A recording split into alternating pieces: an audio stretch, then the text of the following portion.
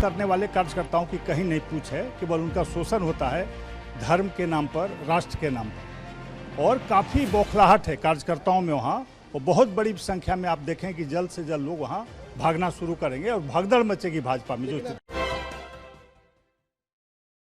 नमस्कार, city post में आपका स्वागत है। मैं हूं श्रीकांत प्रत्यूष। अभी मैं कांग्रेस के सदाकत आश्रम में हूं। यहां पर आज बीजेपी के पूर्व नेता कांग्रेस में शामिल होने आए हैं। ये बड़ी उपलब्धि है कांग्रेस पार्टी की।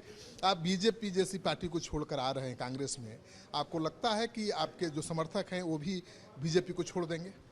देखिए, बीजेपी पहले वाली बीजेपी नहीं रही। बीजेपी में काफ़ी बदलाव आ गया है। अब वहाँ सत्ता लोलुप और चाटुकार लोगों का जमावड़ा हो गया है।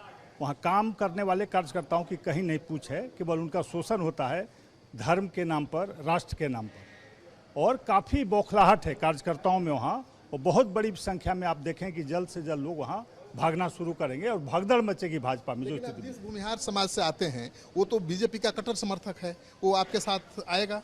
देखिए, हमारा समाज, चाहे जो भी पढ़ा लिखा समाज है, बहुत बुद्धिजीवी होता है, बहुत जागृत होता है।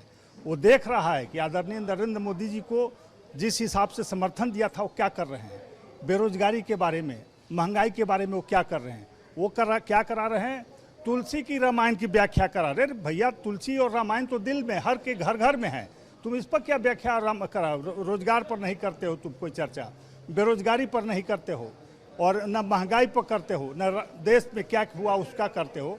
केवल हमारे आदरणीय प्रधानमंत्री 9 वर्षों तक दूसरे पार्टियों की आलोचना करते रह गए।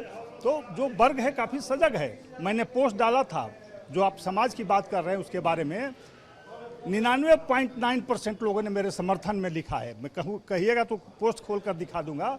सब लोग अब सोचने लगा है और बोलने भी लगा है। यानी फेसबुक पर आपने सहमति ली है अपने समाज का, तब आ रहे हैं? जी, निश्चित रूप से समाज के अधिकांश लोगों का कहना है कि भाजपा ठग रही है। इसके नेता केवल सत्ता के लिए काम कर रहे हैं। न राष्ट्र से प्रेम है, न जनता से इन्हें प्रेम है। इन्हें सत्ता चाहिए, और ये कभी वंशवाद की चर्चा करते हैं, कभी भ्रष्टाचार की करते हैं। और हमारे आदरणीय प्रधानमंत्री तो अभी सम्राट हो गए हैं वंशवादियों के। पूरे देश में जितना वंशवादी भाजपा में है, किसी पार्टी में नहीं है। जितने भ्रष्टाचारी आज भाजपा में हैं, वहां जाते हैं तो धुल जाते हैं रातों रात। अभी अजीत पवार का वाकया 3 दिन पहले प्रधानमंत्री ने गालियां दी, कहा कि इसको जेल में होना चाहिए, और उसे माला पहना करके फिर रातों रात उसको पवित्र। पूरा जीवन बीजेपी को देने के बाद आपको समझ में आई बात? देखिए, आदमी कभी कभी जगता है। मेरी बुद्धि जागी, हमें लगा कि अब गलत जगह हम काम कर रहे हैं, और हमने अपने लोगों से राय लिया। सबने कहा कि नहीं, अब इसमें काम करने की मने स्थिति नहीं है। तो अधिकांश लोग अब देखें कि धीरे धीरे भाजपा से विमुख हो रहे हैं, और कहीं ना कहीं अब कांग्रेस या दूसरे दलों की ओर अपना प्रस्थान करेंगे। कांग्रेस के प्रदेश अध्यक्ष अखिलेश सिंह का दावा है कि कई बीजेपी के विधायक भी शामिल होने वाले हैं। आपके ध्यान में ऐसा है कोई बीजेपी का विधायक जो आने वाला है कांग्रेस? देखिए, बहुत बड़ी संख्या में, मैंने कहा ना कि भाजपा में काफ़ी अंतर्विरोध है। वहाँ पर अभी भी भूपेंद्र यादव और नित्यानंद राय इस पार्टी भाजपा के मालिक हैं। एक बसा बैल ला के उन्होंने रखा है दिखाने के लिए, वोट के लिए, और नहीं चढ़ने वाला है वोट। तो निश्चित रूप से अभी भी भूपेंद्र यादव दिल्ली से इस पार्टी का सत्यानाश कर रहे हैं।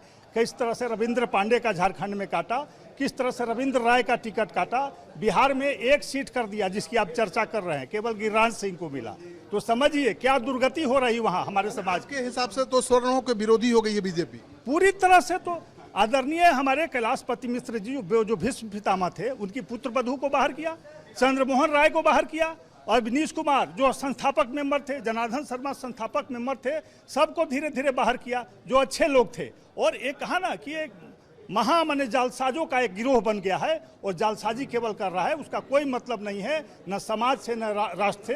वो अपने लिए केवल जीने के लिए काम कर रहा है। चलिए, तो विनोद शर्मा बीजेपी के पूर्व नेता हैं, और इनका दावा है कि अब जो स्वर्ण समाज है वो जाग गया है, और उसको बीजेपी ये दावा नहीं कर सकती है कि उसके साथ पूरी तरह से स्वर्ण समाज खड़ा है, क्योंकि बीजेपी में स्वर्ण समाज को दरकिनार किया जा रहा है, नजरअंदाज किया जा रहा है। और अब स्वर्ण समाज के नेता उस कांग्रेस की तरफ फिर से जाने लगे हैं जो कांग्रेस पहले उनकी पार्टी हुआ करती थी। कांग्रेस को इससे कितनी मजबूती मिलेगी ये तो आने वाले चुनाव में पता चलेगा।